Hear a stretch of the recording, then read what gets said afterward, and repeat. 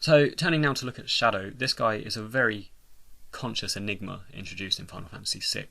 He appears long before he becomes playable, and Nobuo Uematsu's excellent score, always precedes his presence and his appearance. When you enter a pub or an inn, for example.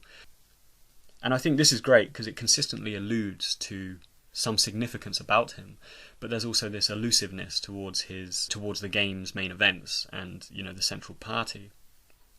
I think this character dynamic is fantastic as he's kind of dangled in front of the player, so close yet so far as this, elusive guy that you want to obtain and sort of, join the party.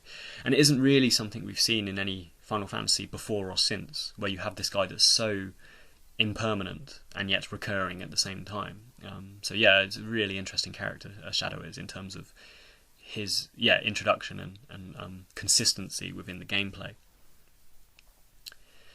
Now, Shadow could be considered analogous to other retentive enigmas, such as Vincent Valentine or Amarant Coral, but he has more contextual depth offered in game than these guys, and certainly more so than Amarant at least. And it's open to the player if they want to go looking for it.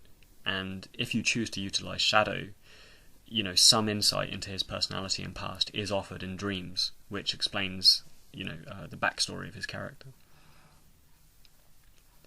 Also, as I've touched upon, unlike Amarant and Vincent, who are initially enigmas but join the party permanently in due course, Shadow is a character that has a true ambiguity to him and his allegiances. Further to Shadow's character arc is probably the best unspoken allusion in Final Fantasy, prior to Laguna and Squall's connection in Final Fantasy VIII, which was fantastic. And this, of course, is that Shadow is the father of Realm. So this is conveyed through subtleties such as Shadow's dog Interceptor showing an instant affection for Realm whenever they're around together. And this is to the extent that the dog, usually so inseparable from his master, kind of wanders off with this child, leaving Shadow quite confused.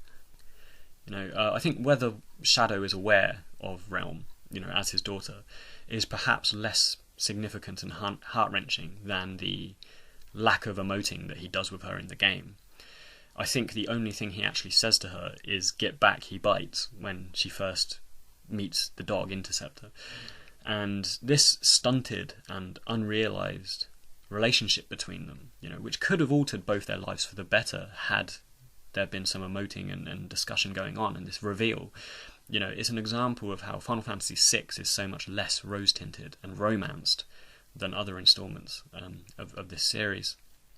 And instead it opted for some quite hard truths and realism, I suppose, with the characters and stories, because it's possible for Shadow to die during the game events without ever having known the truth about Realm, which is really harrowing that things don't always work out in the end, that sort of thing. Also, it's quite amusing, again, like I said, I'd done a recent playthrough, and I always thought Shadow's humanity kind of shined through when he came to rescue the party from the burning house at Thamasa. And I later realised actually that it was the dog that entered the burning building to save Realm. So Shadow actually entered to try and save his dog, which I found quite an interesting and morally grey aspect of his character, which is makes him all the more interesting, I think.